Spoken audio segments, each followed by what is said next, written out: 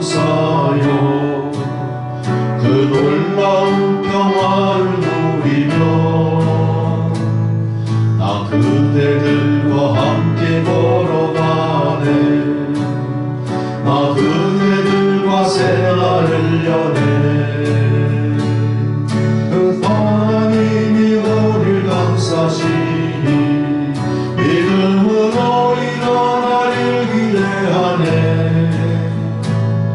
주 언제나 우리와 함께 계셔 하루 또 하루간을 새로워 지나가는 어둠의 날들이 무겁게 내려 함짓눌러도 오 주여 우리 외면치 마시고 약속의 구원을 이루소서.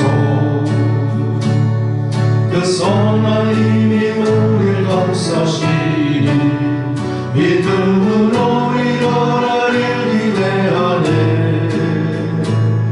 주 언제나 우리와 함께 계셔 하루 또 하루간을 새로워.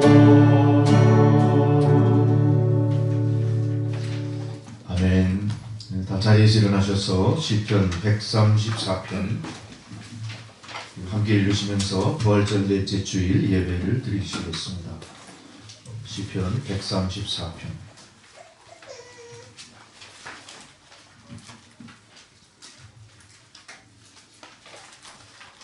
보라, 밤에 여호와의 성전에 서 있는 여호와의 모든 종들아, 여호와를 송축하라. 성소를 향하여 너희 손을 들고 여호와를 송축하라. 천지를 지으신 여호와께서 시온에서 내게 복을 주실지어다. 아멘. 우리 다 함께 찬송가 10장을 부르시겠습니다.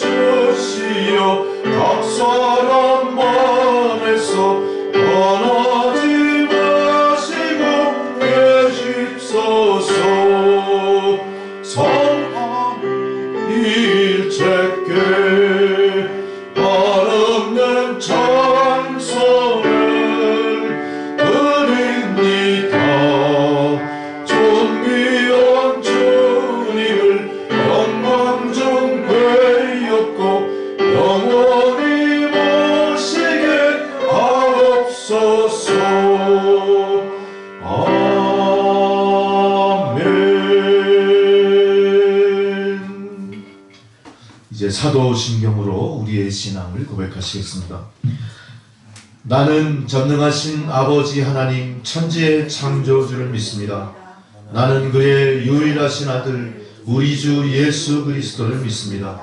그는 성령으로 잉태되어 동정녀 마리아에게서 나시고 본디오 빌라도에게 고난을 받아 십자가에 못 박혀 죽으시고 장사된 지 사흘 만에 죽은 자 가운데서 다시 살아나셨으며 하늘에 오르시어 전능하신 아버지 하나님 우편에 앉아 계시다가 거기로부터 산자와 죽은 자를 심판하러 오십니다. 나는 성령을 믿으며 거룩한 공교회와 성도의 교제와 죄를 용서받는 것과 몸의 부활과 영생을 믿습니다. 아멘. 성시교도 교동문 79번 요한복음 15장의 말씀입니다.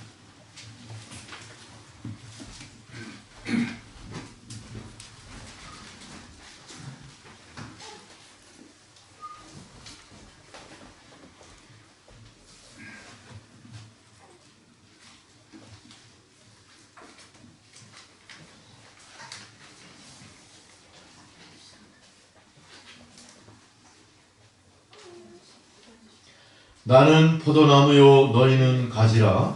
그가 내 안에 내가 그 안에 거하면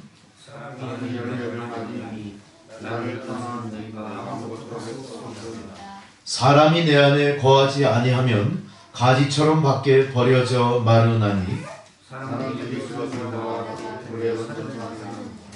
너희가 내 안에 거하고 내 말이 너희 안에 거하면 무엇이든지 원하는 대로 구하라. 너희가 열매를 많이 맺으면 내 아버지께서 영광을 받으실 것이요 아버지께서 나를 사랑하신 것 같이 나도 너희를 사랑하였으니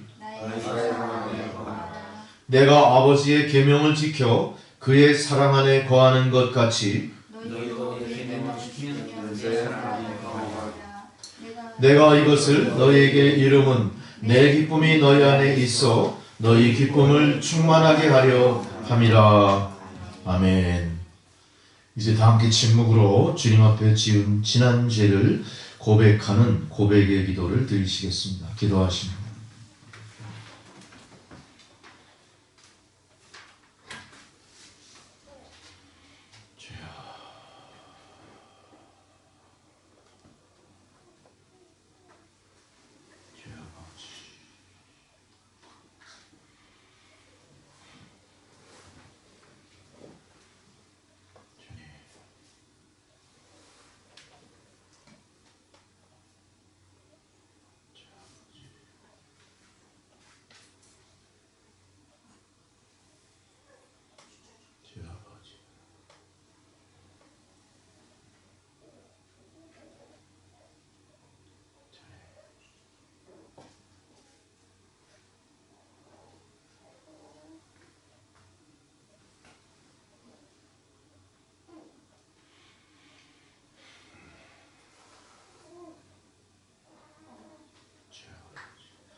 주님, 이 시간 우리가 지은 죄를 고백하오니 우리의 기도를 들어주옵소서.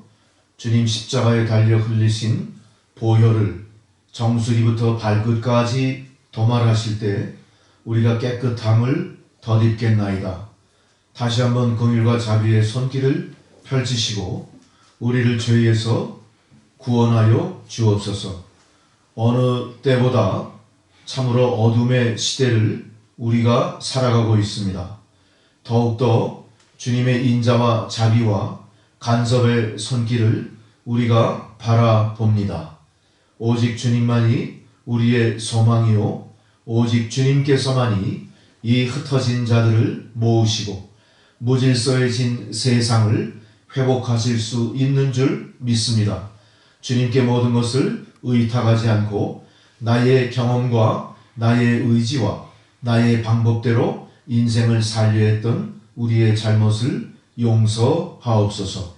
모든 것을 주 앞에 의탁하오며 예수 그리스도의 이름으로 기도드렸습니다. 아멘. 절기에 따른 성경 봉독입니다. 첫 번째 봉독 시편 23편의 말씀 한 절씩 교독하겠습니다. 시편 23편입니다.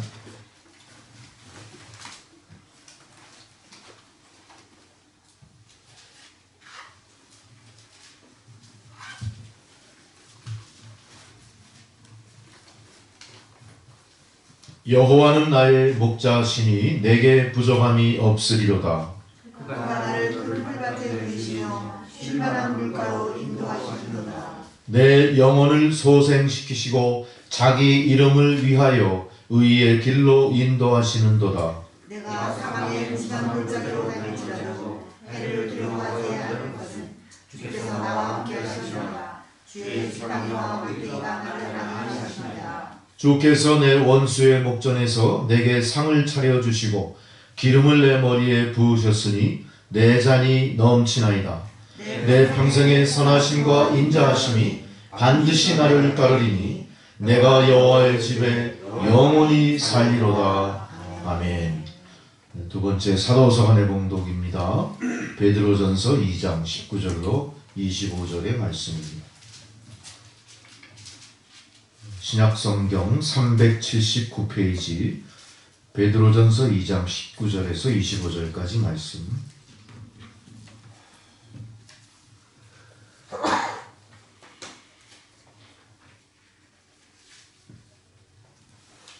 부당하게 고난을 받아도 하나님을 생각함으로 슬픔을 참으면 이는 아름다우나 죄가 있어 매를 먹고 지면 수줍은 찬찬히 되리요. 그러나 선행한 모든 고난을 참으면 이는 하나님 앞에 아름다우리라. 이를 위하여 너희가 부르심을 받았으니 그리스도도 너희를 위하여 고난을 받으사 너희에게 본을 끼쳐 그 자취를 따라 오게 하려 하셨느니라. 그는 죄를 범하지 아니하시고 그 위에 거짓도 없으시며 욕을 당하시되 맞대어 욕하지 아니하시고 고난을 당하시되 위협하지 아니하시고 오직 공의로 심판하시는 이에게 부탁하시며 친히 나를 위하여 우리 죄를 감당하시니 이는 우리로 죄에 대하여 죽고 의에 대하여 살게 하시리라. 나같이 맞음으로 너희는 마음을 얻어가니. 함께 있습니다. 너희가 전에는 양과 같이 길을 잃었더니 이제는 너희 영혼의 목자와 감독 되신 이에게 돌아왔느니라. 아멘. 복음서의 봉독입니다. 요한복음 10장 1절에서 10절의 말씀. 요한복음 10장 1절로부터 10절의 말씀 한 절씩 교독하십니다.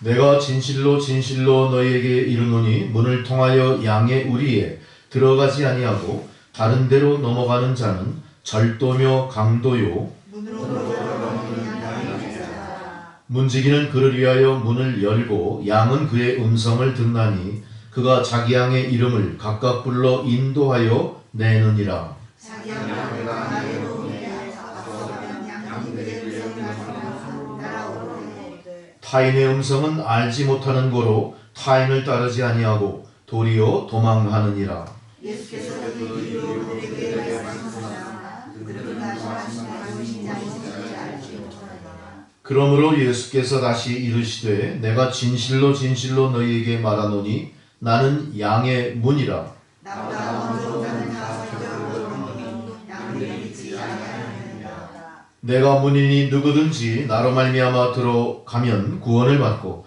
또 들어가며 나오며 꼴을 얻으리라.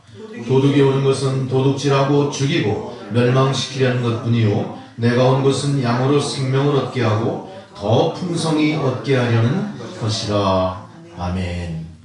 찬송가 79장 부르시겠습니다. 79장.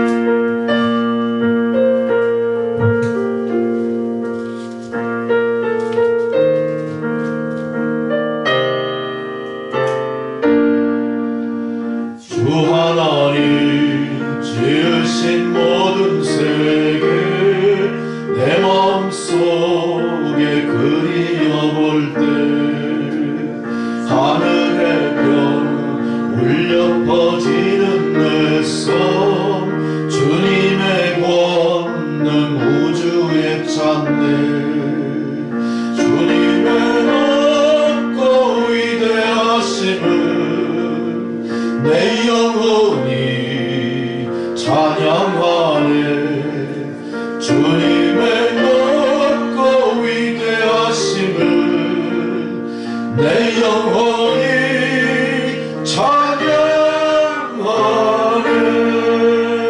숲속이나 험한 산 골짜기에서 지저귀는 저 저 새소리들과 고요하게 흐르는 시냇물은 주님의 솜씨 노래하도다. 주님의 높고 위대하심을 내 영혼이 찬양하네. 주님의 높고 위대하심을 내 영혼이 찬양하네. 주 하나님 독생자 아낌없이 우리를 위해 보내주셨네. 십자가에 피 흘려 죽으신 주 내 모든 죄를 대속하셨네. 주님의 높고 위대하심을 내 영혼이 찬양하네. 주님의 높고 위대하심을 내 영혼이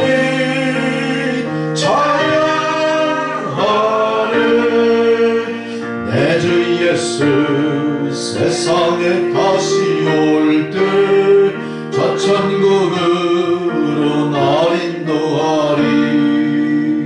나 겸손히 엎드려 경배하며 영원히 주를 찬양하리라.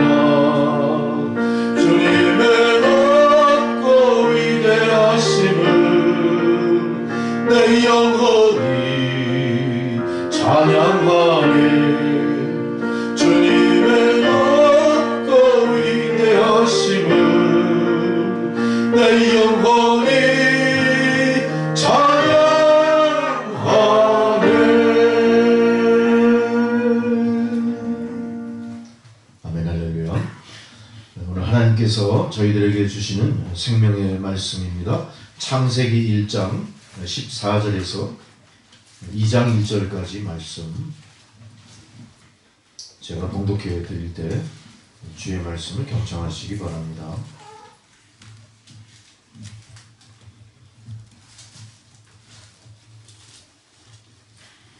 하나님이 이르시되 하늘의 홍창에 광명체들이 있어 낮과 밤을 나뉘게 하고 그것들로 징조와 계절과 날과 해를 이루게 하라.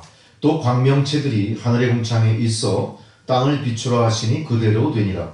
하나님이 두 큰 광명체를 만드사 큰 광명체로 낮을 주관하게 하시고 작은 광명체로 밤을 주관하게 하시며 또 별들을 만드시고 하나님이 그것들을 하늘의 홍창에 두어 땅을 비추게 하시며 낮과 밤을 주관하게 하시고 빛과 어두움을 나뉘게 하시니 하나님이 보시기에 좋았더라.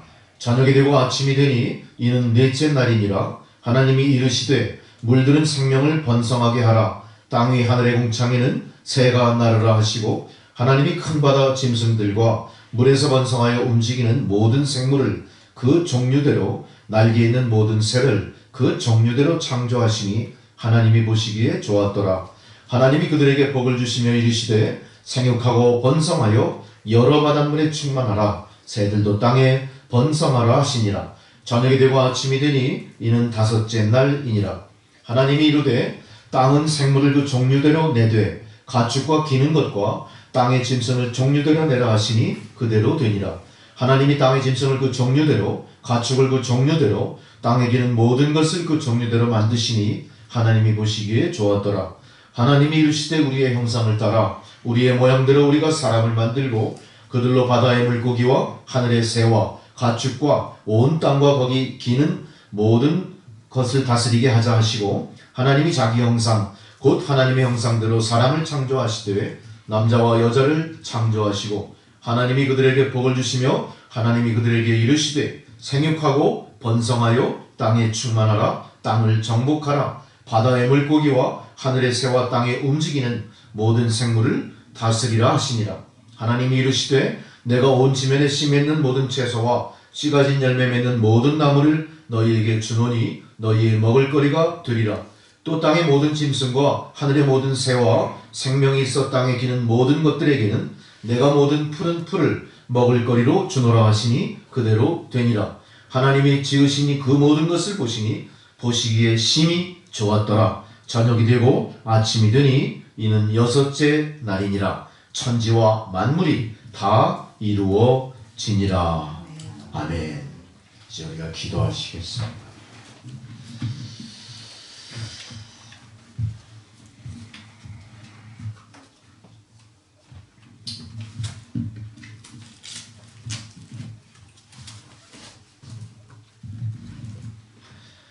천지와 만물을 다 이루시고 그것을 바라보시며 심히 기뻐하셨던 그 하나님의 모습을 우리가 다시 한번 마음속에 그리며 지금 이렇게 사분오열되고 곳곳에 상처뿐인 지구촌을 바라보시는 아버지 하나님의 심령 그 마음을 우리로 엿볼 수 있도록 믿음 주시니 감사를 드립니다.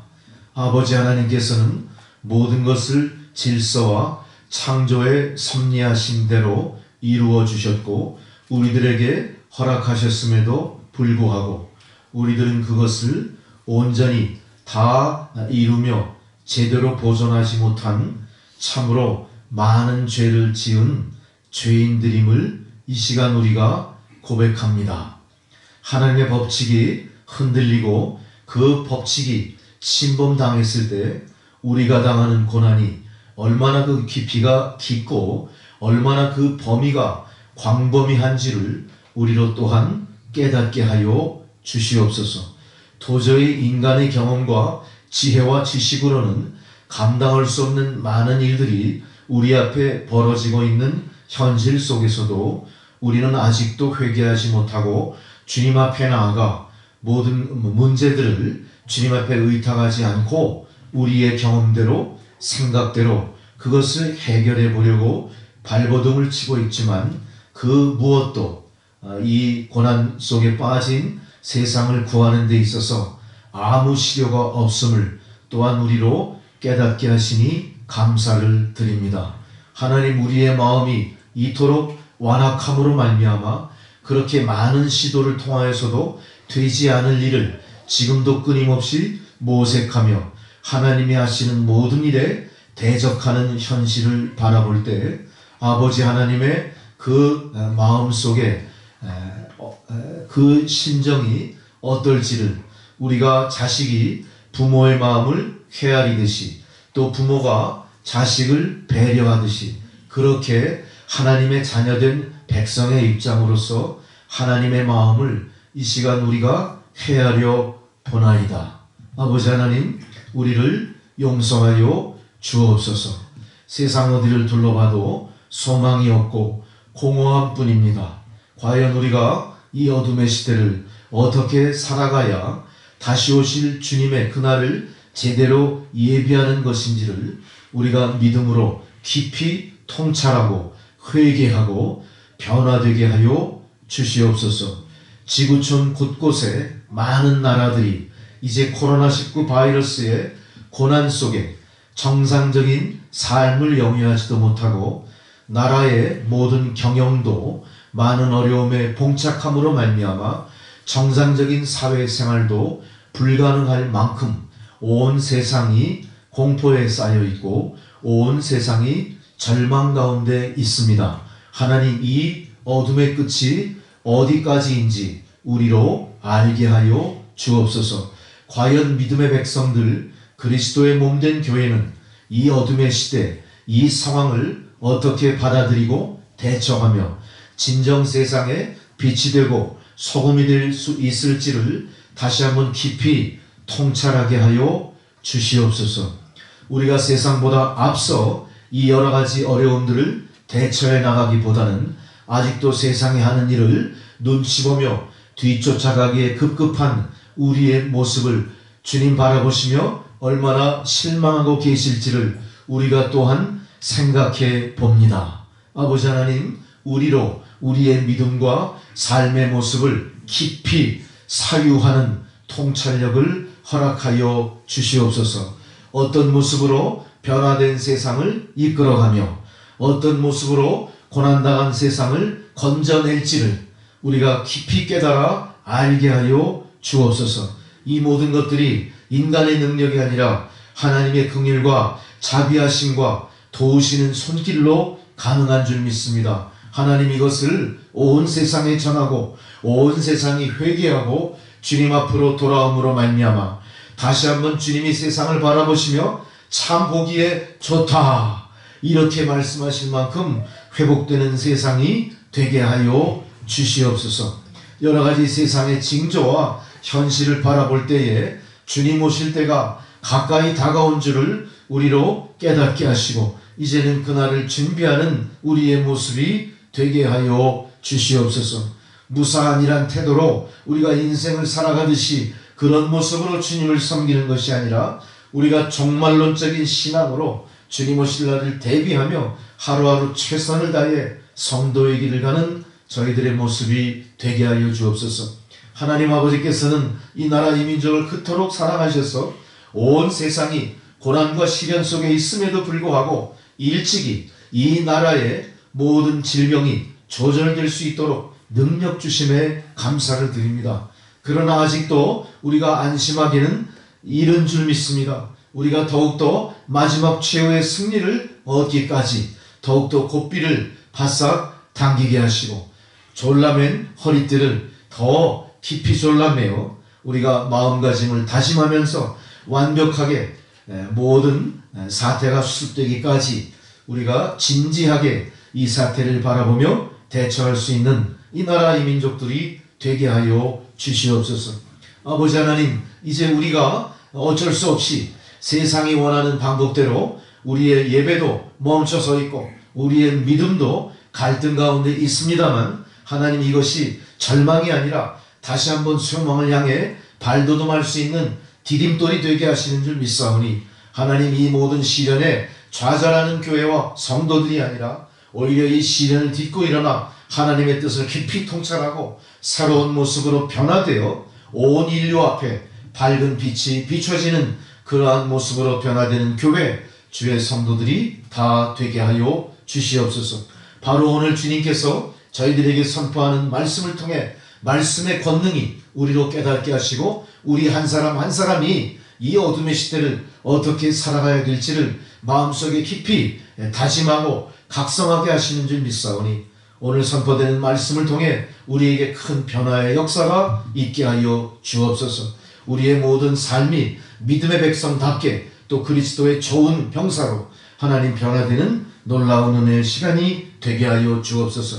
이 시간에 예배를 방해하는 모든 영들을 다 물리쳐 떠나가게 하고 주의 말씀을 통하여 회복의 역사, 변화의 역사, 치유의 역사가 우리 안에 일어날 수 있게 도와주시고 성령의 불로 삼중의 보호막을 쳐주셔서 주의 백성들의 삶이, 가정이, 기업이 주 안에서 온전히 보존되는 은혜를 누리게 하여 주옵소서. 이제 남천교회 새신자, 낙심했던 자, 떠났던 자들이 다시 돌아와 성전에 비어있는 자리를 가득 채우고 새로운 성전을 주 앞에 봉헌드리는 것이 꿈이 아니라 현실로 나타나는 부흥의 역사도 허락하시고 이제는 남천교회에 오는 자마다 정착하여 작은 자가 천을 이루고 약한 자가 강국을 이룬다 약속하신 말씀이 실현되게 하여 주시옵소서. 주님, 지금은 예배의 첫 시간입니다. 마치는 시간까지 주님께서 모든 것을 주장해 주시고 이 예배가 산제사가 될 수 있도록 역사하옵시고 이 예배를 받아 주시옵소서. 모든 것을 주님 앞에 온전히 의탁하오며 우리 구주 예수 그리스도 이름 받들어 간절히 기도드렸습니다. 아멘.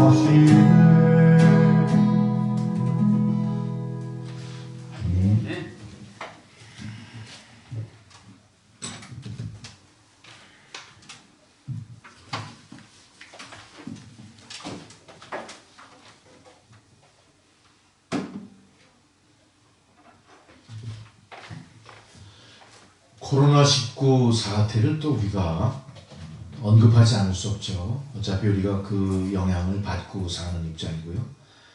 어떤 미래학자가 이 코로나19 사태에 대해서 이렇게 평가하는 내용을 신문에서 보도한 걸 봤습니다. 하와이 대학의 미래학자 짐 데이트라는 교수가 얘기했는데, 앞으로 세상은 포스트 코로나 시대를 맞이할 것이다. 포스트 모더니즘의 시대를 지나서 이제는 포스트 코로나 시대. 그러니까 코로나 시대를 분기점으로 이전의 세상과 이후의 세상이 바뀔 것이다, 그런 얘기를 해요. 이것에 대해서는 우리가 믿는 성도의 입장에서 우리도 깊이 각성하고 통찰하고 있어야 될 내용들이에요. 왜냐하면 우리가 사는 지구촌의 이야기고 내 삶과 밀접한 연관이 있기 때문에 그렇죠. 우리가 남의 일이라고 생각하면 절대 안 됩니다. 뭐라고 했을까요? 이제 그동안 우리가 갖고 있었던 모든 생활의 모습들이 바뀌는 거죠. 모든 게 다 비대면 지향이 되는 거예요. 마주치지 않고 일을 하는 거죠. 온라인으로 하는 겁니다. 디지털 기기를 통해 합니다. SNS라고 하는 소프트웨어를 통해서 의사소통을 하고요. 원격 진료하는 겁니다. 병원에 가서 의사랑 마주치지 않아요. 자, 공장들은 어떻습니까? 모든 게 다 로봇 산업이에요. 사람이 직접 손대지 않고 로봇가 전부예요. 사람은 뭐 하죠? 소프트웨어만 갈아 끼워주면 되는 거예요. 모든 게 다 이렇게 돼버려요. 이건 뭘 얘기합니까? 우리가 그동안 익숙했던 인과관계, 익숙했던 사회 구조가 서서히 해체되고 있는 겁니다. 여러분 생각해 보세요. 이로 말미암아 우리의 생활도 엄청난 대지진, 지각 변동이 있다는 얘기예요. 이제는 회사도 어떻게 합니까? 재택근무가 자연스러운 게 됐어요.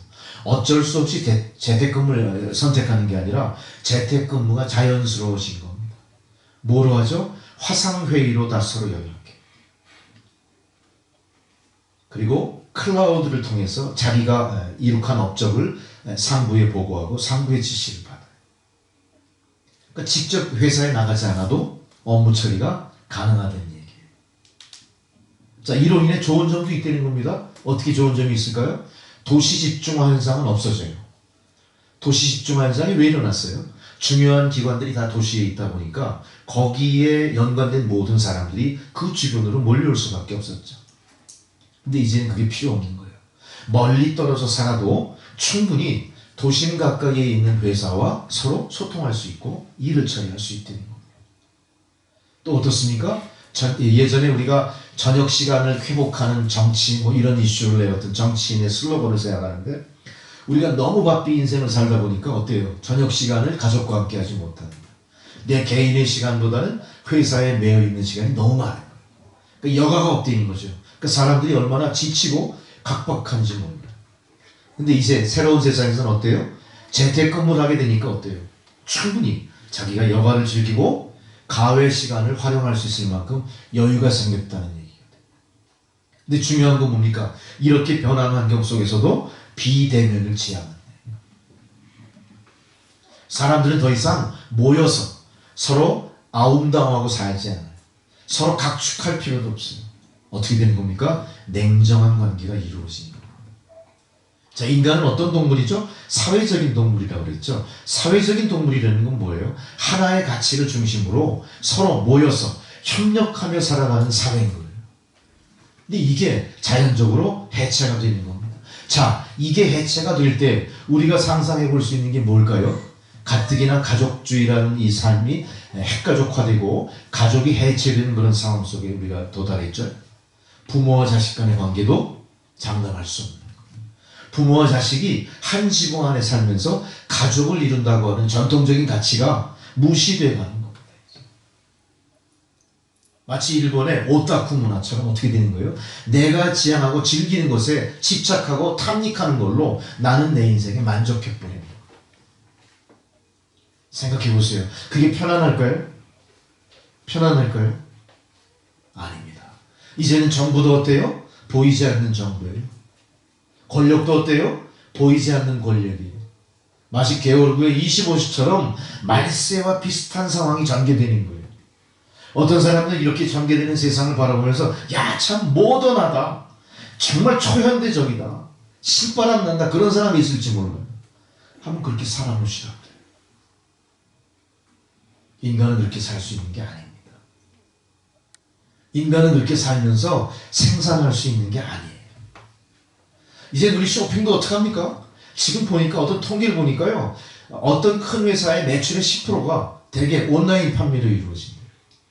직접 대면에서 시장에서 물건을 주고받고 사고팔고 하는 게 아니에요. 애들이 없어요.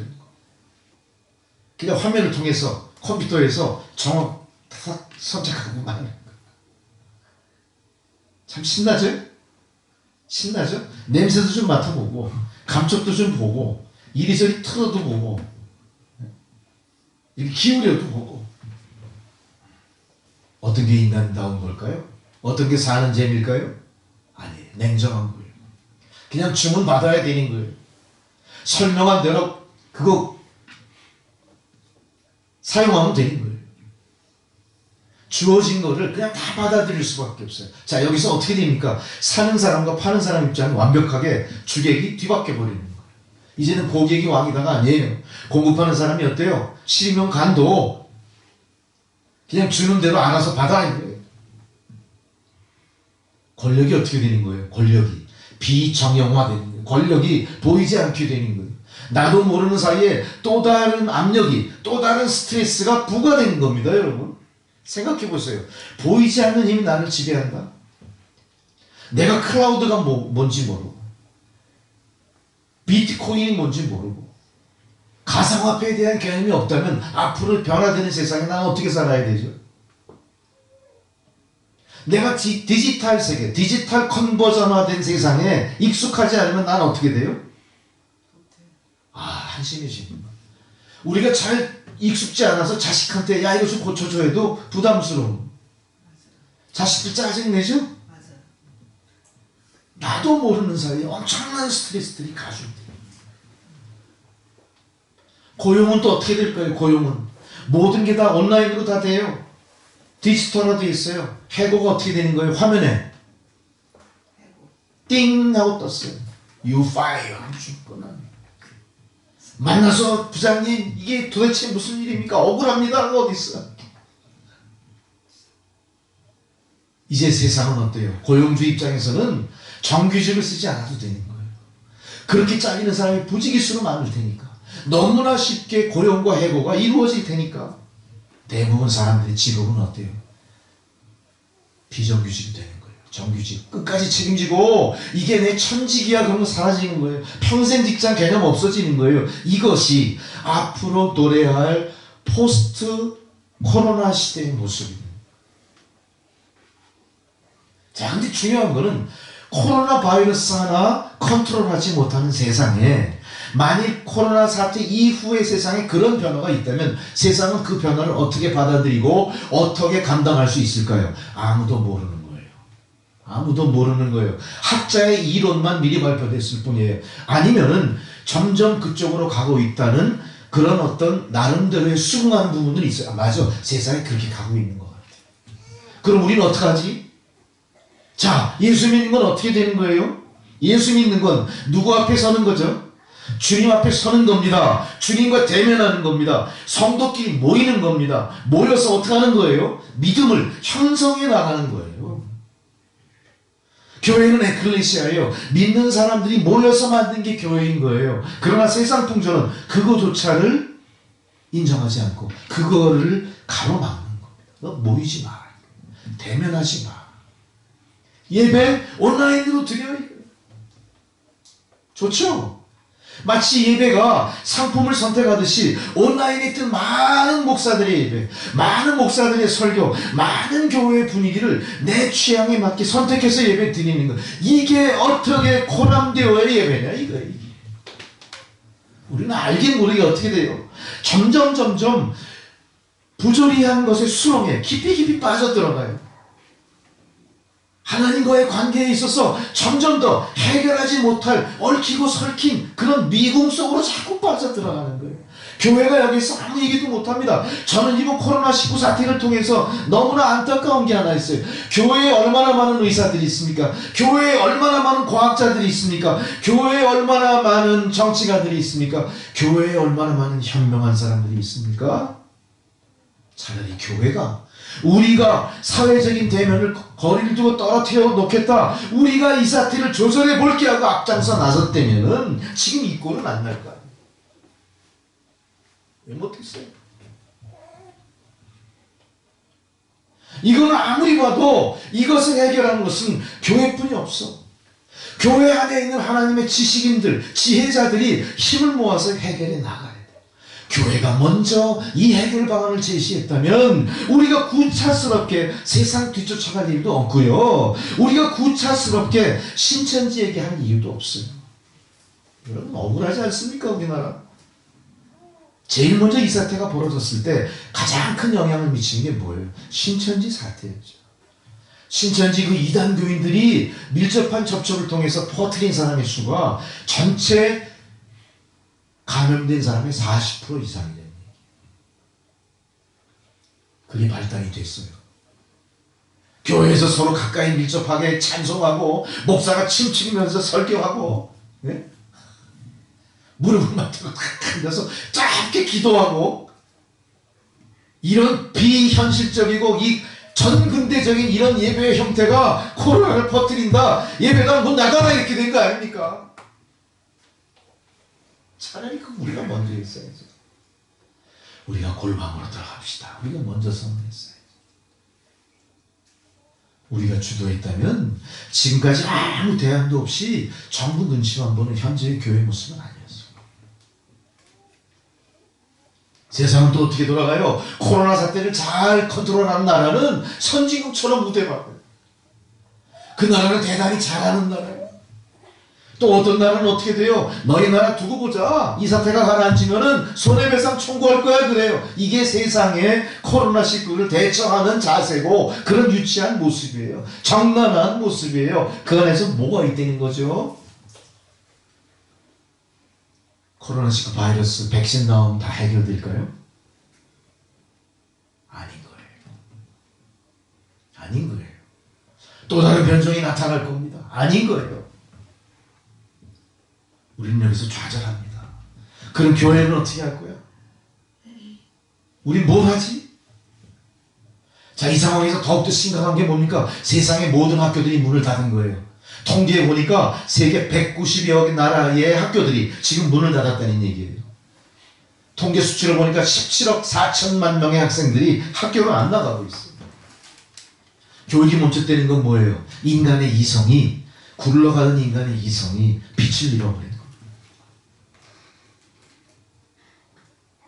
자, 이런 세상에서 앞으로 전개될 세상의 모습이 과연 어떨까요? 지금보다 훨씬 더 현명해질까요? 지금보다 훨씬 더 명철해질까요? 지금보다 훨씬 더 미래지향적이고 밝은 좋은 선물을 세상에 줄 수 있을까요? 아무도 장담할 수가 없어요. 이제 우리가 바라보는 마지막 소망이 뭘까요? 포스트 코로나 시대에서 인간이 바라보는, 인류가 바라보는 마지막 희망이 뭐예요? 하나님입니까? 아니라는 얘기예요. 뭐예요? 빅데이터, 인공지능이에요. 빅데이터가 해결해 줄 거야. 인공지능을 통해서 또 다른 향상된 어떤 가치가 창출될 거야. 그래요. 그러면서 이 혼란스러운 시기에 뭘 얘기합니까?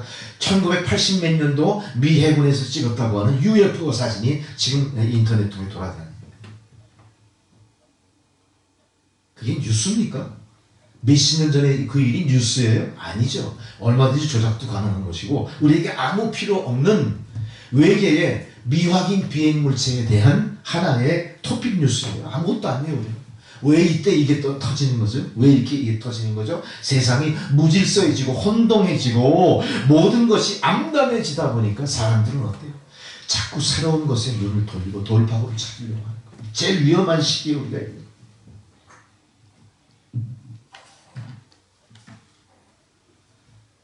제가 왜 이 이야기를 이렇게 깊이 오래 이끌었을까요? 예수 믿는 사람은 어차피 현실 속에서 세상에 빛이 되고 소금이 되어야 되는 선견지명을 가진 사람으로 살아야 되는 거예요. 무엇을 통해서? 하나님의 능력과 말씀의 약속을 통해서 가능한 거거든요. 하나님의 능력과 말씀의 약속, 그 뒤에는 뭐가, 배경에는 뭐가 있습니까? 이가 하나님 우리에게 허락하신 세상이 있는 거예요. 그래서 세상을 우리가 잘 알아야 돼요. 세상을 깊이 통찰하고 꿰뚫어 봐야 되는 거예요. 거기에 대비해야 돼요. 비슷하게 연관되는 얘기입니다. 코로나19의 얘기는 아니지만 생태에 대한 얘기도 연관지어 말하지 않을 수가 없어요. 여러분, 생태 발자국 지수라는 말을 들어보신 분도 있고 안 들어보신 분도 있을 거예요. 상당히 전문적인 용어일 수 있죠. 생태 발자국 지수. 생태 발자국 지수. 이콜로지컬 풋프린트. 이콜로지컬 풋프린트. 이건 뭐냐? 내가 생산하고 소비하고 활동하는 것을 만들어내는 데 필요한 생활 공간. 그거를 지수화시킨 게 생태 발자국 지수예요.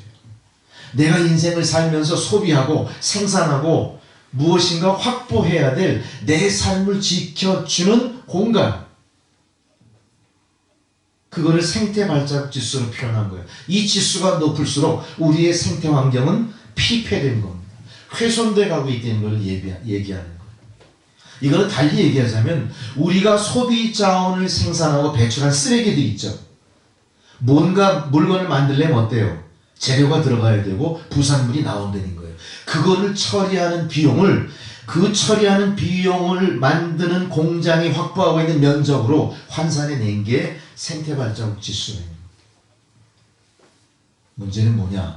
내가 필요한 것만을 만들어내고 필요한 것만을 배출하고 필요한 것만을 다시 환경 보존을 위해서 재투입하는 최적의 상황을 만들어가야 할 텐데 우린 그걸 못하고 어떻게 한다고요?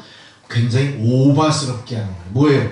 과잉 생산, 과잉 소비, 과잉 소유를 지향한다는 거죠. 세상은 점점 이런 것들이 퍼져나가고 있어요. 왜 그렇습니까?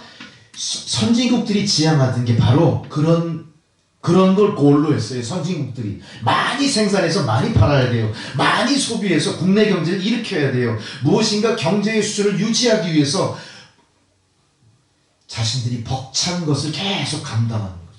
그래서 어떻게 합니까? 자꾸 자기들의 생태 발자국 지수에 비교돼서 자기들이 확보해야 될 생산 영토와 거기에 들어가는 모든 비용들이 자꾸 커지는 거예요.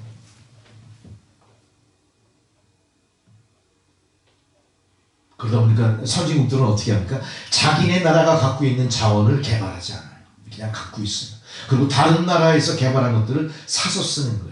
그것이 고갈될 때쯤 자기들이 보유하고 있는 것의 가치가 엄청나게 높아져 있을 것을 노리는 거겠죠. 그 사이에 무슨 일이 벌어져요? 그렇지 못한 나라에서 열심히 파헤치고 열심히 끌어올린 것을 만들어 소비시킨 가운데 세상은 점점 파괴되어 가는 거예요. 이게 생태 발자국 지수예요. 우리나라는 얼만큼 될까요? OECD 국가 중에 6번째로 뒤쳐져 있어요.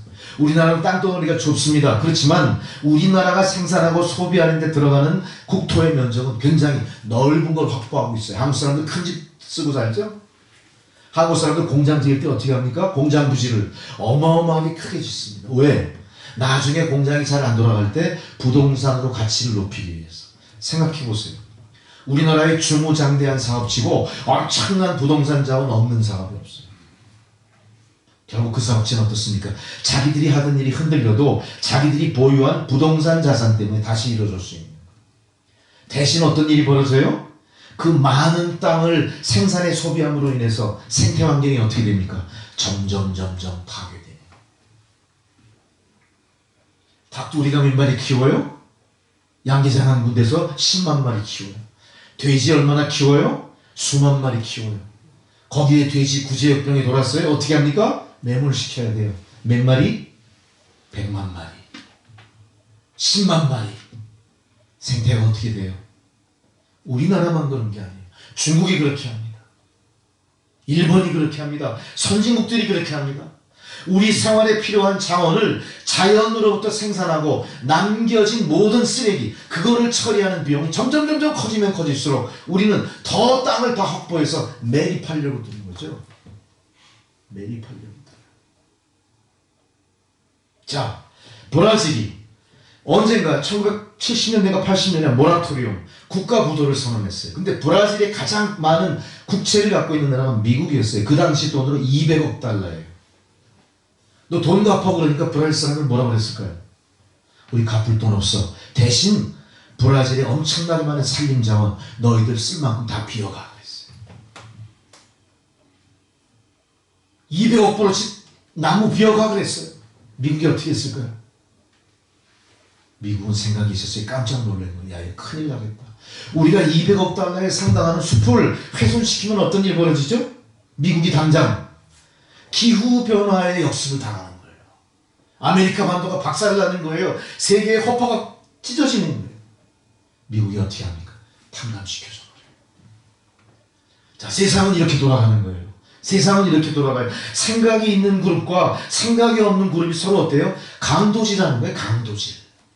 자, 아마존의 그 푸른 숲은 누가 만들어준 겁니까? 하나님 만들어주신 거예요. 조성해주신 거예요. 미국은 자기네들이 공업 생산을 통해서 그 나라의 물건을 팔고 그 빛을 갚으라고 했을 때 뭐로 대신 준다고 얘기해요? 하나님 걸로. 세상의 생태 환경을 반뚝 잘라서 가져와 이렇게 해버린 거예요. 자, 우리가 이렇게 무지몽매하고 무지막지하게 자연을 대한다면 세상은 어떻게 되겠습니까? 다 망가지는 거예요. 다 망가지는 거예요. 내가 내 집 좀 넓게 살겠다고 몇천 평짜리 집에 혼자 살고 앉아있어. 그런 짓 하면 안 돼. 그런 짓 하면 안 돼. 얼마나 많은 일들이 벌어지는지 몰라요. 땅덩어리가 좀 넓다고요. 그 땅을 마음껏 다 개간하고 마음껏 써버리는 겁니다. 그 안에 나무 다 비워버리는 겁니다. 그 안에 생태 환경 다 깨지죠? 다 깨져요. 이제는 어떤 일이 벌어져요? 그 안에서 자연의 역습이 시작돼요. 식물은 더 이상 우리의 먹거리가 아니라고 본문에서 분명히 그랬죠? 식물을 너희에게 먹거리로 주리라 그랬어요. 식물이 먹거리가 안 돼. 왜? 그 안에 함유하고 있는 독소 때문에. 여러분, 비건 그러나요? 채식주의 좋아하지 마세요. 요즘의 채식주의는 옛날의 채식주의와 다른 거예요. 제대로 키워서 제대로 먹지 않는 이상 독을 먹는 거라는 겁니다. 왜 그래요? 생태 환경이 다 망가진 거예요. 다 망가진 거예요. 유전자 변형 작물이 엄청나게 많아요. GMO 그러죠. GMO.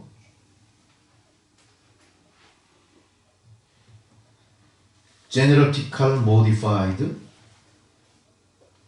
Organism이라고 GMO. 이거는 완전히 유전자를 변형시켜서 많이 수확하고 오래 저장하고 무조건 대량 생산할 수 있게 만들어버린 거예요. 그 안에 이루어질 부작용은 전혀 생각하지 않는 겁니다. 이 GMO 농산물 이런 것들이 우리 식탁을 이미 다 점령을 해버린 거예요. 지구상에서 멸종돼가는 생물이 얼마나 많은지 생각해보세요. 엄청나게 많이 멸종돼갑니다. 이것은 지구의 기후변화의 문제인데 이 지구의 기후변화에 가장 많이 기여하는 사람이 누구냐? 인류의 인류. 이산화탄소를 많이 배출하는 그런 공장들, 이산화탄소를 많이 배출할 수밖에 없는 많은 공업 생산품들이 아마 역사상 가장 많이 배출이 된 거예요. 이산화탄소가 어떻게 합니까? 지구의 대기를 다 뒤덮어서 온실효과를 내는 거예요. 그 복사열 때문에 지구가 뜨거워지는 거예요. 얼만큼? 1년에 0.45도씩. 1년에 0.45도 우습게 보이시죠? 1년에 0.45도면요 10년이면 4.5도예요. 엄청난 겁니다. 이렇게 되면 어떻게 돼요? 우리나라가 아열대화돼요. 아열대화. 제가 우리 탈북동포를 만났을 때 포도 얘기를 했었어요. 모든 식물마다 그 식물을 재배할 수 있는 상한선이 있어요. 그 식물 한계선이라고 하던가 그래요. 내가 알기로는 포도가 우리나라 대구 지역 밑에 있었어요. 그래서 제가 그렇게 얘기했죠. 박 집사 있을 때 그랬어요. 북한에는 포도가 없죠. 다 수입합니까? 일본에서 들여다먹나요? 아니면 서민들은 구경도 못하겠죠. 아, 목사님 무슨 말씀이세요? 평양 인근에서도 포도가 나요. 그래요. 평양 인근에도 포도밭이 있다는 얘기. 뭘 얘기하죠? 그 생육 그 경계선이 올라가 버린 거예요. 자, 보세요. 우리가 알지 못하는 사이에 지구가 얼마나 몸살을 앓고 있고 지구의 체질이 얼마나 바뀌고 있다는 걸 알 수 있는 거죠. 지금 동해바다의 어족들이 서해바다에서 잡히고 오징어 서해바다에서 잡혀요. 제가 어려서 자연 시간에 배운 건 항상 오징어는 어디예요? 울릉도 앞바다에서 동해바다. 근데 서해바다에서 잡혀요. 남쪽에는 어때요? 아열대 지방처럼 남지나 동지나 중국 앞바다에서 나오는 고기가 다 남쪽에서 잡혀요. 좋겠죠? 좋은 게 아닙니다. 우리가 대처할 수 없는 한 그거는 우리에게 재앙이 오는 거예요. 재앙이에요. 우리가 먹지 않던 고기 잡아다가 시장에 갖다 팔면 어떻게 되겠어요? 사람들이 안 사 먹죠? 그럼 그 배는 폐선시키고 어부들은 직업을 잃어야 돼요. 생각해 보세요. 우리가 생각하지 않았던 구체적인 변화가 우리를 점점 역습을 가해오고 있다. 자, 여기에 대해서 성경은 어떻게 우리에게 말씀하시고 잊지 말라고 강조하고 계실까요? 자, 보세요. 성경 1장, 창세기 오늘 1장 1절에 하나님이 천지를 창조했다. 우리 쭉 읽었죠? 자, 근데 어떤 식으로 창조합니까? 순서에 입각해서 하나님이 정하신 원리 원칙대로 이 모든 것들이 나오기 시작한 거예요. 자, 이제 우리에게 필요한 건 뭡니까? 하나님이 지으셨기 때문에 모든 주권은 하나님에게 있는 거예요. 창조의 주권이 있는 거예요. 그 창조의 주권이 회복되게 하는 게 우리가 할 일이에요. 우리가 하나님의 창조의 주권을 인정해 드려야 됩니다. 우리가 하나님의 창조의 주권을 인정한다면 그분이 세운 법칙을 저해해서는, 공격해서는 안 돼요. 파괴해서는 안 돼요. 창조의 원리는 오늘 성경 속에 종류대로라고 하는 말이 많이 나와요. 종류대로. 자, 이 종류대로라고 하는 것은 어떤 종류대로라는 의미가 아니라 원어에서는 어떻게 되냐? 분배한다는 의미가 있어요. 분배한다. 분배한다는 건 뭐예요? 각 종류대로 만들되 분배되어 있다. 생명이 분배되어 있다. 영양이 분배되어 있다. 영토가 분배되어 있다. 능력이 분배되어 있다. 이거예요. 하나님은 만들어 놓고 흩뿌리신 게 아니라 어떻게 했어요? 창조와 책임을 다 지시는 거예요. 그들이 살아남고 그들이 계속 번성할 수 있게끔 분배해 놓으신 거예요. 이게 창조의 원리예요. 그러나 우리는 어떻게 했습니까? 이 분배의 원리를 다 어그러뜨려 버렸어요. 어떻게 하면 더 많이 얻을까? 어떻게 하면 더 많이 소유할까? 하나님이 정하신 법칙을 우리 스스로가 망가뜨리기 시작했기 때문에. 대표적인 게 아까 말씀드렸던 유전자 변형 식물 같은 거 만드는 거예요. 어떻게 하든 많이 생산해서 내가 원하는 부를 축적하자. 나의 욕심을 채우기 위해서 하나님이 원하시지 않는 일을 하기 시작하는 겁니다. 동물에도 마찬가지죠. 식물에도 마찬가지예요. 동물은 어떤 짓 합니까? 줄기세포 만들고 생각나시죠? 복제생물 만들죠? 복제약 만들고 그러죠? 황우석 박사 얘기 생각나지 않으세요? 그래서 어떻게 됐죠, 세상이? 많이 좋아졌습니까? 어마어마한 창조의 능력 때문에 코로나19 바이러스 그 백신 금방 만듭니까? 아무것도 못해. 줄기세포, 우리가 아플 때 줄기세포의 그 본질을 봤어요. 줄기세포요? 서민들에게는 뭐죠? 그림의 떡보다 더한 거예요. 줄기세포가 100% 확률이 있는 치료 방법이 아니에요. 거기에도 엄청난 구멍이 있어요. 근데 얼마라고요? 앰플 하나 심어주는데 900만 원씩이에요. 4앰플을 심으면 얼마예요? 94, 36, 3,600만 원. 근데 그게 100% 정착이 되고 연골이 재생되리라는 보장 없어요. 아무것도 아니에요, 여러분. 오직 하나님의 창조의 섭리와 법칙만이 우리의 삶을 지켜줄 뿐이에요. 유전자 변형식물 그것 때문에 세상에 기아가 사라졌습니까? 아니에요. 기아가 사라지지 않았어요. 오히려 인간은 역습을 당해 무엇을 먹어야 될지 고민하게 됐어요. 무엇을 먹어야 될지. 여러분, 가장 깨끗하고 완전한 나라는 하나님이 지으신 법칙이 유지되는 나라입니다. 우리가 그 나라를 지켜나가야 돼요.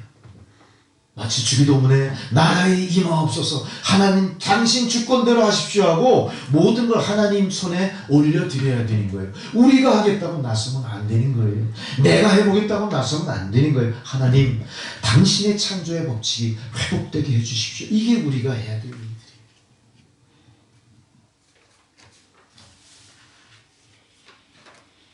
아까 먼저 말씀드렸던 그 생태 발자국 지수. 자, 이 생태 발자국 지수라는 것을 발견하긴 했지만 거기에 대한 대안은 제대로 제시된 게 없어요. 왜 그렇습니까? 우리가 지키지 않기 때문에. 내 피부에 와닿지 않으니까 그건 하나의 이론일 거야 이렇게 생각해요. 당장 내가 편리하던 방법대로 계속 나가는 거예요. 생태 발자국 지수는 점점 확장됩니다. 비례해서 지구 생태계는 점점 죽어갑니다. 어떻게 해결할 수 있을까요? 하나님 방법대로 돌아가는 건데, 하나님 방법대로 돌아가는 게 결코 어렵지 않다는 걸 제가 말씀드리죠. 자, 제일 먼저 우리가 해야 될 게 뭡니까? 물을 아껴 쓰십시오. 펑펑거리고 쓰지 마세요. 물 한 방울로 살고 죽는 나라들이 아직도 세상에 있는 거예요. 물 한 바가지 때문에 살고 죽을 일이 생기는 아프리카에 그 불쌍한 사람들이 있다는 거예요. 물을 아껴 쓰세요. 두 번째로 쓰레기를 배출하지 마셔야 돼요. 쓰레기를 배출하지 않는다는 건 뭐예요? 과소비하지 않는다는 거예요. 웬만하면 다 나눠 쓰고 바꿔 쓰고 그렇게 사용하세요. 쓰레기를 줄여야 됩니다. 세 번째, 전기를 절약하십시오. 세상이 너무 휘황찬란하죠? 우리가 이 밑에 의존할 게 아니라 하나님 진리의 빛에 의존해야죠. 세상 밝힐 필요도 없어요. 전기를 절약해야 이산화탄소 배출을 줄일 수가 있습니다. 네 번째로, 썩지 않는 일회용품. 100년이 가도 썩지 않아요. 1000년이 가도 썩지 않아요. 그것 때문에 태평양 바다가 어떻게 돼요? 다 오염됐어요. 여의도의 수십 배 되는 면적이 다 페트병으로 둥둥 떠있는 인공섬이 만들어졌다는 얘기 듣잖아요. 일회용품 쓰지 마세요. 다섯 번째, 식습관 개선. 적당히 드세요. 적당히 잡수세요. 많이 먹으면 안 돼요. 적당히. 저도 적당히 선을 잘 못 지키는 경우가 좀 있는데 이거 우리가 다 함께 고민해 봐야 돼요. 여섯 번째로, 우리가 가급적 대중교통을 이용해야 돼요. 대중교통. 어때요? 공감이 갑니까? 공감하실 수 있는 거죠. 할 수 있는 거예요. 이게 지구를 살리는 것이고 하나님 법칙대로 지구를 돌려놓을 수 있는 우리의 생활 수칙이 된다는 거예요. 이 중에 하나만이라도 기독교인들이 해야 되는 겁니다. 이 중에 두 개만이라도 우리가 감당할 때 알게 모르게 모르는 사이에 지구는 회복을 시작할 줄 믿습니다. 두 번째로, 우리가 피조물에 대해서 바르게 모든 것을 활용할 수 있어야 돼요. 하나님이 세상에 만들어 놓으신 것은 잘못된 거 아무것도 없어요. 다 우리에게 필요한 거예요. 성경은 오늘 그걸 갖다가 정복하라. 바다의 새와 바다의 고기, 공중의 새, 땅에 움직이는 모든 물건들을 다 다스려라 그랬어요. 다스려라. 여러분, 다스리는 거 좋아하지 마십시오. 다스린다는 건 뭐예요? 활용하는 거예요. 그들에게 배분된 것을 지켜나가면서 활용하는 거예요. 우리가 이것을 제대로 활용하지 않을 때 세상은 무질서해지고 공격적이 되기 시작합니다. 짐승이 인간에게 공격하기 시작합니다. 왜 그렇게 돼요? 그들의 생태환경이 파괴되니까 짐승들이 어때요? 자기들의 터전을 잃고 인간의 영역으로 들어올 수밖에 없는 거예요. 사람 잡아먹는 맹수들이 그래서 나오는 거예요. 또한 식물들은 어떻습니까? 식물도 독초가 너무 많아요. 우리가 뿌린 농약, 우리가 뿌린 모든 해독, 모든 독소가 있는 것들이 어때요? 다 공중으로 다 증발됐다가 확산됐다가 비로 다 내려오는 거예요. 지면에 있는 모든 식물들이 어떻게 돼요? 다 독소가 돼서 우리를 공격하기 시작합니다. 우리의 먹거리가 위협당하죠. 우리의 건강이 위협당하죠. 알지 못하던 병들이 나타나기 시작합니다. 생각해 보세요. 우리 옛날에 이런 병 알지는 못했어요. 전혀 몰랐어요. 돼지 콜레라, 조류독감 이런 거 알았습니까? 우리 몰랐어요. 우리 그냥 콜레라, 장티푸스만 알았어요. 콜레라, 장티푸스 하도 매년 걸리니까. 뭐 돈 콜레라 이런 거 들어보지도 마. 광우병 들어봤습니까? 들어보지도 못했어요. 광우병이 광견병인가 그랬어요. 몰라요. 이런 병들이 왜 생겼어요? 우리도 모르는 사이에 나로 비롯돼서 다 생긴 거예요. 다 생긴 거예요. 우리는 다스린다는 것에 대해서 책임이 있다는 것을 통감하지 않고 그냥 모든 것을 다 허비해 버린 거예요. 허비해 버린 거예요. 지구의 환경이 점점 피폐할 수밖에 없었죠. 이제는 기상관측 위성도 앞으로 일어날 기후의 변화를 스스로 예측하지 못합니다. 빅데이터라도 알 수 없는 게 기후의 변화예요. 1년에 0.4도씩 기온이 자꾸 올라감으로 인해 지구가 온난화되죠. 그러면서 우리가 식물 성장 한계선을 자꾸 북산되는 걸 이야기했지만 더 심각한 건 뭡니까? 해수면이 높아지는 거예요. 해수면이 높아져요. 여러분 생각해 보십시오. 독도와 울릉도가 1년에 1cm씩 바닷물에 잠겨간다는 소식 들으면 어떨까요? 1cm 아무것도 아니야 그러죠? 1cm 아무것도 아니야. 한 100년 걸려야 이제 감이 잡히겠네. 내가 죽으면 끝이야. 참 못돼 먹었어요 인간이. 나하고 무관하면 아무 일이 없는 거야. 우리 자손들은 어떻게 돼요? 참 못돼 먹었어요. 그렇게 하면 안 돼요. 누가 다 그렇게 만들었어요? 우리가 다 저질린 거잖아요. 조상들이 다 저질렀다고 해 난 죄가 없습니까? 다 공동 책임인 거예요. 자, 이런 모든 상태를 통해서 하나님은 우리에게 오늘 말씀을 통해 어떤 목표를 주셨어요. 자, 세 번째로 하나님 주신 목표는 뭡니까? 하나님 보시기에 좋은 상태. 이건 우리에게 제시하시는 겁니다. 다른 거 없어요. 하나님 보시기에 좋은 상태로 되돌려 놓으면 되는 겁니다. 하나님 보시기에 좋은 상태라는 건 다른 의미로 옵니까? 하나님이 그것을 보고 제일 기뻐하신다. 하나님이 그것을 보고 제일 기뻐하신다. 보시기에 좋았다라고 하는 원어 성경을 보니까 거기에는 선하다, 아름답다, 최선이다 이런 단어의 의미들이 들어있더라고요. 하나님 보시기에 어떻게 했어요? 최선의 상태, 하나님 보시기에 가장 선한 모습, 하나님 보시기에 가장 아름다운 것으로 창조의 완벽성이 회복되게 하는 게 우리에게 주어진 과제인 겁니다. 이것은 우리가 하나님을 아버지라 부르고 그의 자녀된 우리의 도리로서 우리는 반드시 이것을 해나가야 됩니다. 하나님 보시기에 좋지 못했다 하는 이 모든 것을 보시기에 좋았다로 바꿔드려야 될 의무가 우리에게 있는 겁니다. 보시기에 좋았다라 정도가 아니에요. 심히 좋았더라. 우리가 이것을 위해서 노력하셔야 됩니다. 우리가 이것을 위해서 다시 한번 우리의 자녀들을 교육하셔야 돼요. 여러분, 우리가 세상의 자녀를 어떻게 교육할 수 있을까요? 얘야, 물에 껴써라. 과식하고 그러지 마. 너 쓰레기 좀 배출하지 마. 일회용품 가급적 쓰지 말아라. 대중교통 타고 다녀라. 참 유치해 보이죠? 그 안에 진리가 있는 거예요. 이거 어려서부터 교육이 되고 어려서부터 밥상머리 훈육이 되면요, 커서도 그거 잊어먹지 않아요. 저는 무의식적이라도 밥상 밑으로 밥알이 떨어지면 어떡하죠? 주워 먹어요. 왜? 그렇게 교육을 받아왔기 때문에. 물 허비하려고 하더라도 아깝다는 생각 들어요. 그래서 세면대에 물을 어디다 버리죠? 다 쓰고 화장실에 버려요. 그게 어떻게 자연스러운 거예요. 우리가 이 교육 시키지 않으면 다음 세대 하나님 보시기에 심히 좋았더라 그 세상 다시 오지 않습니다. 우리가 이거 교육시키고 우리가 여기에 관심 두지 않으면 더 이상 코로나19가 아니라 더 큰 것 엄청나게 많이 맞이하게 될 거예요. 방법은 단 하나입니다. 백신이 나오는 건 물론 좋아요. 그러나 더 중요한 건 뭡니까? 하나님 창조의 법칙을 회복시켜 드리는 것. 하나님이 원하시는 가장 좋은 곳으로 다시 우리가 돌려드리는 게 우리가 해야 될 바입니다. 5월은 어린이날이고 어버이날 다 겹쳐 있죠. 우리가 다시 한번 이 모든 말씀들을 통해서 우리는 하나님의 자녀로서 하나님에게 기쁨이 됐나? 하나님의 걱정 의심거리가 되지 않았는지 반성하셔야 될 거예요. 하나님은 이번 코로나19 사태를 통해 우리에게 한 손에 채찍, 한 손에 당근을 동시에 주고 계신지도 모릅니다. 그동안 우리는 너무나 당근에 익숙해져 있었어요. 채찍에 한 대 맞으니까 정신을 차릴까 말까 한 겁니다. 근데 중요한 문제는 뭐예요? 채찍에 맞고 기절해버린 거예요. 왜? 그런 걸 안 당해봤으니까. 우리는 채찍에 맞고 기절한 사람이 돼서는 안 돼요. 채찍에 맞고 정신을 바짝 차려야 돼요. 정신을 바짝 차리십시오. 세상 돌아가는 걸 정확히 인식하고 분별하십시오. 그래서 우리가 이 시대에 정말 예수 믿는 사람들이 빛이 되고 소금이 되셔야 합니다. 이것이 아마 5월달 초쯤 하나님 저희들에게 당부하시는 말씀일 겁니다. 이 말씀과 함께 승리하시고 이 말씀과 함께 코로나19를 극복하시는 저와 여러분 다 되시기를 주의 이름으로 축원합니다. 기도하시겠습니다. 주님 은혜에 감사합니다.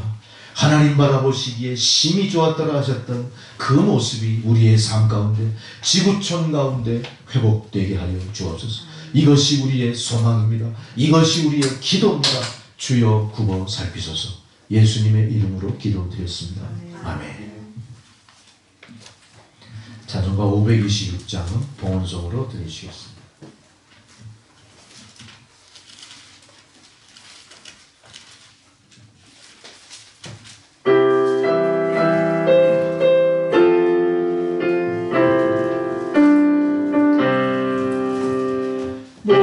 목마른 자들아 다 이리 와라.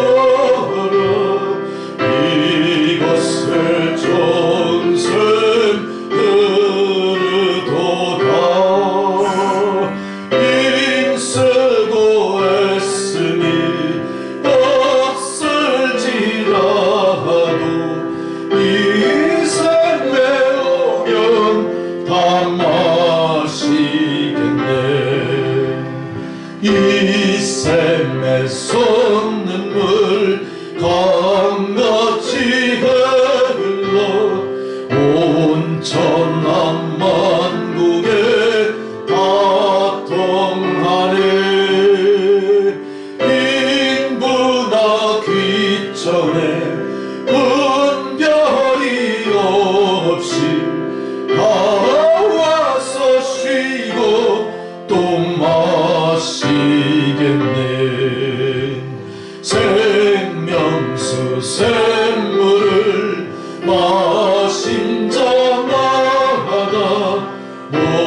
다시 마르지 아니하고 속에서 솟아나 생수가 되어 영원히 솟아 늘 풍성하리.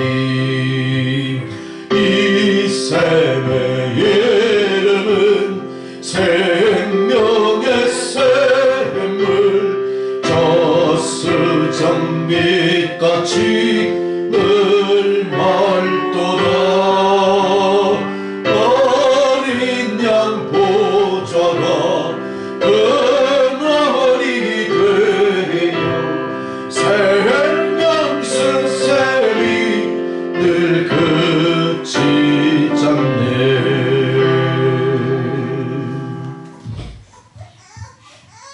기도하시겠습니다. 하나님 아버지, 은혜에 감사합니다. 사방에 우겨쌈을 당한 것 같은 세상 가운데서도 우리가 말씀을 붙들고 이 모든 고난을 극복하고 일어날 수 있는 길을 말씀을 통해 열어주신 그 놀라운 은혜에 감사를 드립니다. 이제는 그 말씀이 능력이 되어 우리의 가는 길을 밝히는 불빛처럼 우리가 가는 길을 이끌어 가시는 믿음의 동력으로 역사하옵소서. 오늘도 감사한 주의 백성들 주님 전에 나올 때 하나님 베푸신 은혜를 성별하여 예물을 바쳤습니다. 예물을 받아 주옵소서. 드린 손길 축복하셔서 저들의 삶이 세상 모든 사람들에게 소망이 되고 하나님 축복을 유통하는 축복의 통로가 되는 은혜 내려 주옵소서. 예수님의 이름으로 기도드렸습니다. 아멘. 자, 기쁜 광고가 되겠죠. 5월 셋째 주부터 모든 교회의 예배와 집회들이 정상적으로 시작이 됨을 알리고요. 3일 예배를 먼저 시작할까 했었지만 3일 예배보다는 주일 예배가 먼저 시작되는 게 의미가 있다는 생각 때문에 세 번째 주일 예배 이후에 3일 예배, 그때 3일 예배도 다시 회복이 되도록 시작을 하겠습니다. 김정길 집사님을 위해서 우리가 계속 중보기도를 하고 있는데 지금 근황, 용태가 어떤지를 여쭤보기가 사실은 조금 제가 송구한 마음이 있어요. 지금 생사의 기로를 오락가락하는 보호자 입장에서 얼마나 그게 충격이 많겠습니까? 그래서 제가 쉽게 전화로 어떻습니까? 이러기에는 이거 좀 무례하고 상대 심사를 좀 또 혹시 그르치지 않을까 이런 생각이 조심스러운 생각이 들어서 제가 못 여쭤봤어요. 근데 오늘 아침에 예배를 통해서 느낌이 딱 오길래 오늘은 전화라도 꼭 해봐야겠다고 전화 다이얼을 돌렸는데 8시간에 안 받으시더라고요. 너무 일러서 그런지 몰라도. 그래서 번호를 남겼는데 이제 좋은 소식이 오길 기다립니다. 우리가 어쨌든 기도 멈추지 마시고 계속 기도하셔야 되고요. 죽은 자를 살리시는 하나님의 능력이 있는 겁니다. 우리는 포기할지 몰라도 하나님이 포기하지 않으시면 일어나는 겁니다. 그 믿음으로 계속 중보해 주시기 바랍니다. 네, 오늘은 우리 남춘교회 자연증가 성도 윤서진 군이 참석을 해서 참 기쁘고 감사합니다. 네, 교회의 자연증가는 하나님 축복이고요. 제일 확실한 부흥의 첫걸음입니다. 자리에서 일어나셔서 그리고 오늘 참 우리 권사님 그동안 잘도 컨디션해봐가지고 반주가 있으니 얼마나 감사하고 좋은지 몰라. 예, 할렐루야. 다 자리에 있어야지 축복으로 예배 모두 마치겠습니다. 이제는 우리 구주 예수 그리스도의 은혜와 하나님 아버지의 사랑과 성령의 교통감화 역사하시는 그 은혜가 코로나19 바이러스 사태로 온 세상이 뒤숭숭하고 어둠에 휩싸인 과정 이 상황 속에서도 주의 사랑하는 성도와 그리스도의 몸된 교회를 향하여 생명의 말씀을 선포하게 하시고 그 말씀을 통해 새 힘을 얻게 하시는 하나님 참으로 감사를 드립니다. 그 힘에 더입어 이제 세상에 나가 다시 오실 주님을 선포하고 또한 세상의 고난 속에 있는 사람들을 위로하고 예수가 구주이심을 알리는 주의 백성들 머리머리 위에 그들의 가정과 주신 기업 위에 또한 코로나19 사태와 정면으로 직면하며 그것을 퇴치하기 위해 애쓰는 모든 의료진들의 그 머리 위에 그들의 가정과 자녀손들과 하시는 일들 가운데 저들을 위해 협력하는 간호사분들 또 방역당국의 모든 사람들 공무원들 불철주야 공의거리에 애쓰는 모든 사람들 머리 위에 이제로부터 영원토록 함께 하시기를 간절히 축원하옵나이다. 아멘. 주여 아버지